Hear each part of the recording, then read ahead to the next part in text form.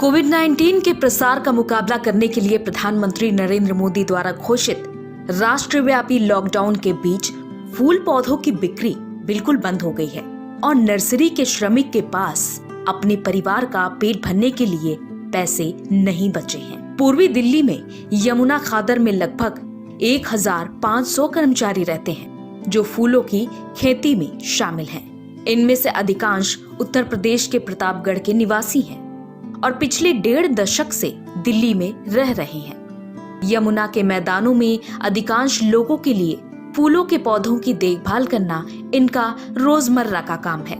पहले लोग अपने बागानों या फूलों के गमलों के लिए फूलों के पौधों को लेने के लिए यमुना के मैदानों में जाते थे, लेकिन पिछले 1 महीने से खरीदार नहीं है। INS से बात करते हुए अमरपाल, जो नई दिल्ली मेरठ एक्सप्रेस वे से सटे खल गांव समाज के पीछे एक नर्सरी भी चलाते हैं, इनकी कहानी इन्हीं की जुबानी सुनिए। क्या परेशानी आ रही है आप लोगों को?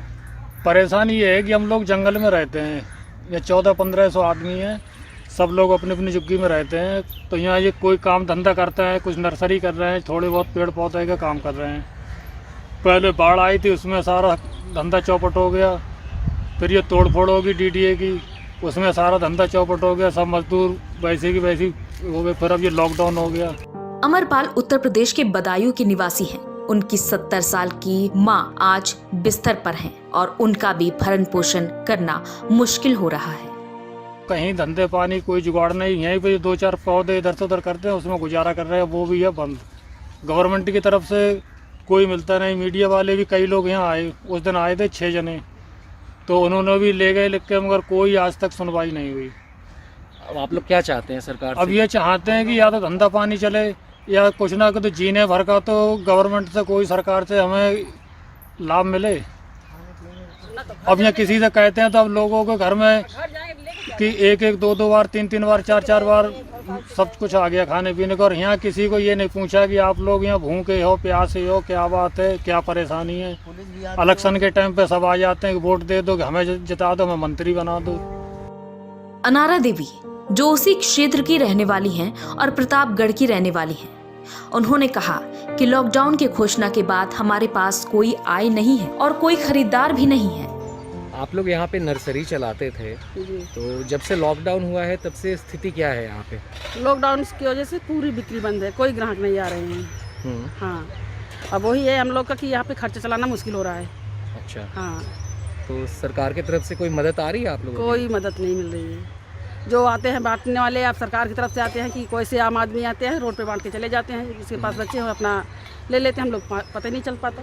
अनारा देवी ने आगे कहा कि पिछले 1 साल से उन्होंने जो पैसा बचाया है उसका इस्तेमाल लॉकडाउन के दौरान राशन खरीदने के लिए जा रहा है। अब हम चिंतित हैं क्योंकि हमने जो पैसा बचाया था वो लंबे समय तक चलने वाला नहीं है।